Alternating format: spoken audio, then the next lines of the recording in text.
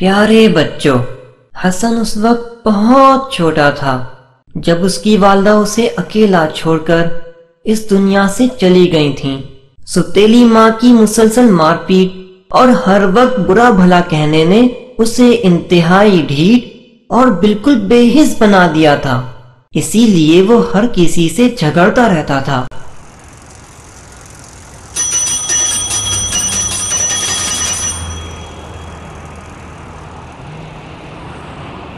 ابے او، کدھر منہ اٹھائے چلا جا رہے؟ وہ میں اپنے ماموں کے پاس جا رہا ہوں۔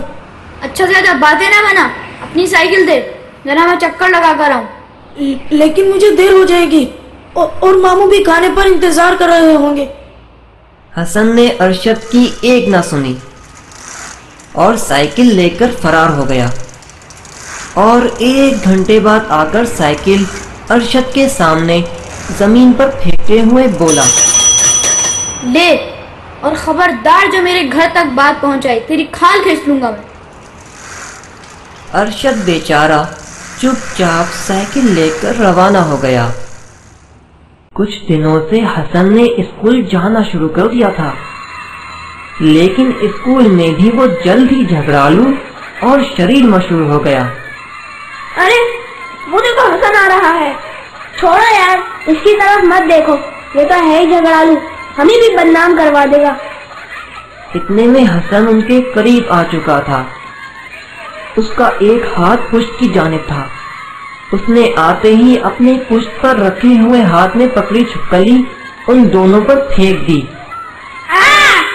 آخر ہم نے تمہارا کیا بگاڑا ہے؟ کیوں تم ہمیں تنگ کر رہے ہو؟ بکواس بند کر، ورنہ مکہ مار کے تمہارے دانت توڑ دوں گا، سمجھے؟ واہ بھائی واہ، الٹا چور کوتوال کو ڈانٹے، میں تمہیں ہرگز نہیں چھوڑوں گا۔ ارے نہیں، چھوڑو مجھے، کیوں مار رہے ہو مجھے؟ اکرم، اس سے میری جان چھڑاؤ یار۔ اتنے میں قریب سے ایک ماسٹر صاحب گزرے اور ان دونوں کو دفتر لے گئے۔ سر، اس نے مجھ سے بدتمیزی کی تھی۔ نہیں سر، یہ جھوٹ بول رہا ہے، اس نے پہلے مجھ پہ چھپکلی پھینکی اور پھر مجھ سے لڑائی کرنا شروع کر دی۔ حسن، تمہاری شکایت دن بدن بڑھتی جا رہی ہے۔ تو میں کیا کروں سر؟ حسن، تمیز سے بات کرو۔ سر، وہ کیا ہوتی ہے؟ اپنا منہ بند رکھو ورنہ سخت پٹائی لگاؤں گا، سمجھے؟ کیوں سر، میں نے کیا کیا ہے جو آپ میری بلا وجہ پٹائی لگائیں گے؟ اچھا تو تم یوں نہیں سمجھو گے۔ یہ کہتے ہی سر نے ڈنڈا اٹھایا اور پھر پوری قوت سے حسن کے ہاتھوں پر چلانا شروع کر دیا۔ مسلسل ڈنڈے کھانے کے بعد بھی حسن پر لگتا تھا کوئی اثر ہی نہ ہوا ہو۔ آخر سر تھک کر رک گئے۔ بس، یا اور کوئی حربہ بھی ہے؟ چلے جاؤ یہاں سے۔ شکریہ سر۔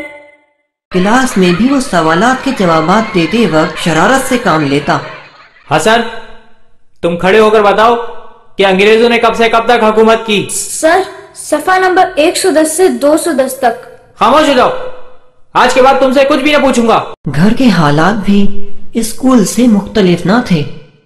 حسن، نہ جانے تم کس مٹی کے بنے ہوئے ہو، میں تو تمہیں مار مار کر عاجز آ چکا ہوں، اور تم ہو کہ سدھرنے کا نام ہی نہیں لیتے۔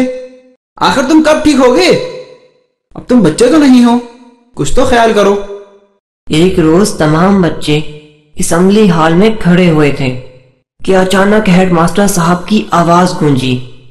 تمام طلبہ کرام کو مطلع کیا جاتا ہے کہ کل ہمارے اسکول میں ایک شاندار جلسے کا انعقاد کیا جا رہا ہے، جس کی صدارت محکمہ تعلیمات کے سیکرٹری صاحب کریں گے۔ تمام طلبہ اس میں بھرپور تعاون کریں اور اپنے گھروں سے صاف ستھرا لباس پہن کر آئیں۔ دوسرے دن جب ہیڈ ماسٹر صاحب اسکول پہنچے تو اسکول کی سجاوٹ کو دیکھ کر حیران رہ گئے۔ واہ بھائی واہ، تم لوگوں نے تو کمال کر دیا۔ مجھے تو ایسا محسوس ہو رہا ہے جیسے میں کسی دوسرے اسکول میں آ گیا ہوں۔ اچھا، میں ذرا آفس میں چلتا ہوں۔ عمیر، آپ ایسا کریں، ماسٹر ندیم کو کہیں کہ وہ آفس میں آ جائیں، میں ان سے کچھ بات کرنا چاہتا ہوں۔ ٹھیک ہے سر۔ السلام علیکم سر، کیا میں اندر آ سکتا ہوں؟ وعلیکم السلام، جی اندر آئیں۔ سر، آپ کو ہیڈ ماسٹر صاحب نے آفس میں بلایا ہے۔ صحیح ہے، آپ چلیں، میں آتا ہوں۔ شکریہ سر۔ سر، کیا آپ نے مجھے بلوایا تھا؟ جی ہاں، وہ دراصل مجھے حسن کی جانب سے کھٹکا لگا ہوا تھا. ایسا نہ ہو کہ وہ سارا پروگرام خراب کر دے. تم ایسا کرنا کہ اس کے ساتھ بہت ہی اچھا معاملہ رکھنا اور طلبہ میں جو کیک تقسیم ہوگا اس میں سے اسے زیادہ حصہ دینا. اسے یہ بھی بتانا کہ جن بچوں کو انعام ملے گا اس میں تمہارا نام بھی ہے تاکہ وہ شرارت سے باز رہے. صحیح ہے سر. اور پھر کچھ ہی دیر بعد محکمہ تعلیمات کے سیکریٹری صاحب کی کار اسکول میں داخل ہوتی ہوئی نظر آئی. ہیڈ ماسٹر صاحب خود انہیں لینے کے لیے گئے. اتنے میں اسکول کے چپراسی نے ہال کی جانب دوڑ لگا دی. ارے دروازہ اندر سے کس نے بند کر دیا؟ چلو دوسرے دروازے سے داخل ہو کر کون لوں گا.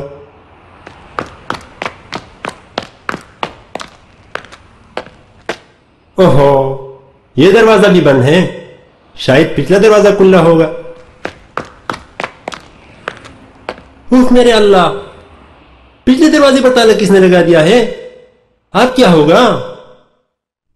چپراسی گھبرایا ہوا ہیڈ ماسٹر صاحب کے پاس آیا اور انہیں اشارے سے اپنی طرف متوجہ کیا.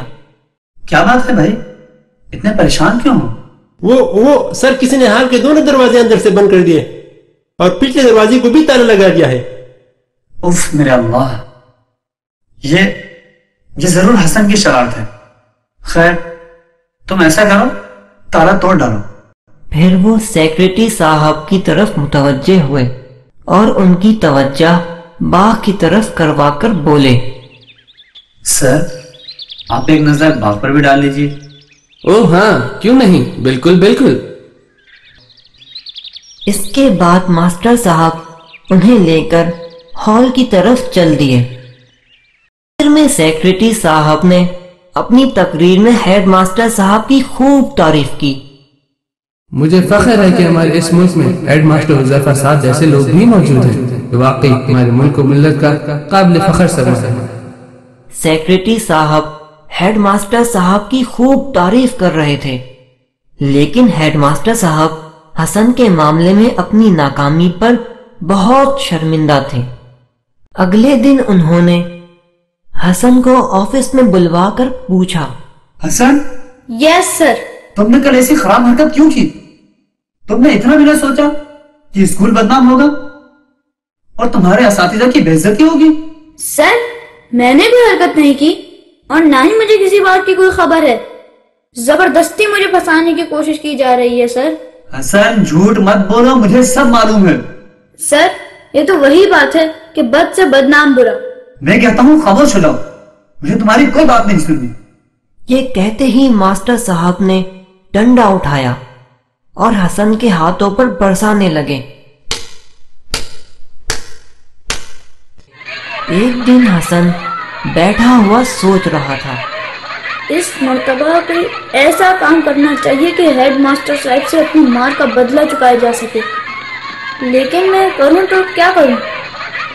ارے واہ زبردست آئیڈیا، اب تو مزہ ہی آ جائے گا. اپنے منصوبے کو عملی جامہ پہنانے کے لیے چھٹی کے وقت وہ باتھ روم میں چھپ گیا. جب تمام اسکول خالی ہو گیا تو حسن چپکے سے نکلا اور ہیڈ ماسٹر صاحب کے کمرے کی کھڑکی سے اندر کود گیا اور چپکے سے سالانہ امتحان کے پرچے اٹھائے اور اسکول کی پچھلی دیوار سے کود کر گھر چلا گیا. پھر جو ہی وہ اسکول میں داخل ہوا اسے معلوم ہو گیا کہ اس کی چوری پکڑی گئی ہے اور اب اس کے بارے میں مشورے ہو رہے ہیں.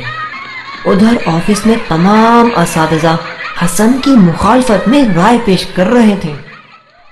سر پانی سر سے اونچا ہو چکا ہے، حسن نے چوری کی ہے. سر اسے تو پولیس کے حوالے کرنا چاہیے. سر کم از کم اسے اسکول میں رکھنا تو سراسر بیوقوفی ہے. اسے یہاں رہنے دیا گیا تو دوسرے لڑکے بھی خراب ہو جائیں گے. ایک گندی مچھلی پورے تالاب کو گندا کرتی ہے. سر اگر اس بات کو نظر انداز کر دیا گیا تو اسکول کی کوئی حیثیت نہ رہے گی اور ہم لوگ بدنام ہو جائیں گے. سر ہیڈ ماسٹر صاحب تمام باتیں خاموشی سے سنتے رہے، لیکن ان کے دل سے یہی آواز آ رہی تھی، تم نکمے ہو، پڑھانا نہیں جانتے. کیا صرف مارنا ہی علاج ہے؟ کوئی نئی تدبیر کرو. حسن کو تباہی سے بچانا تمہارا کام ہے. तुम उस्ताद हो, बाप से ज्यादा मेहरबान, कुछ तो सोचो।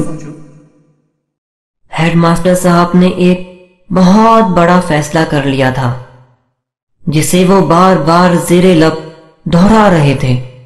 उसी वक्त उन्होंने दफ्तर में ऐलान किया, तमाम असातिज़ा अपनी अपनी क्लासों के लड़कों समेत हॉल में जमा हो जाएं। बाहर आते ही असातिज़ा आपस में चहमगोइयां करने लगे। मुझे तो लगता है इसे कोई सख्त सजा मिलेगी और मुमकिन है कि पुलिस के हवाले भी कर दिया जाए। मेरा तो ख्याल है हसन का नाम काटकर इसे स्कूल से खारिज कर दिया जाएगा। हर एक शख्स अपने जहन में अपने ख्याल के मुताबिक बातें सोच रहा था। हेडमास्टर साहब डंडा हाथ में लिए हॉल में दाखिल हुए और कुर्सी पर बैठकर एक नजर तमाम तलबा और असातिज़ा पर डालकर उन्होंने कहा, हसन। हाजिर जनाब। मेरे करीब आ। आज न जाने क्यों हसन के दिल पर खौफ छाया हुआ था। उसके हाथ पांव कांप रहे थे। हसन, मुझे बहुत अफसोस है कि मैं तुम्हें दुरुस्त न कर सका। ये सरासर मेरी गलती है। मैंने तुम्हें ठीक करने का सही तरीका इख्तियार नहीं किया और अब तक तुम्हें मारता ही रहा हूं। अब तुम ये भेद संभालो और मेरी गलती की मुझे खूब सजा दो। मुझे माफ कर दें सर, मैंने आपको बहुत तंग किया है सर, मुझे माफ कर दें। मैं आइंदा कभी कोई गलत हरकत नहीं करूंगा सर। 2-4 मिनट में ही उसकी फितरत से सारे पर्दे उतर चुके थे और वो आदमी बन गया था।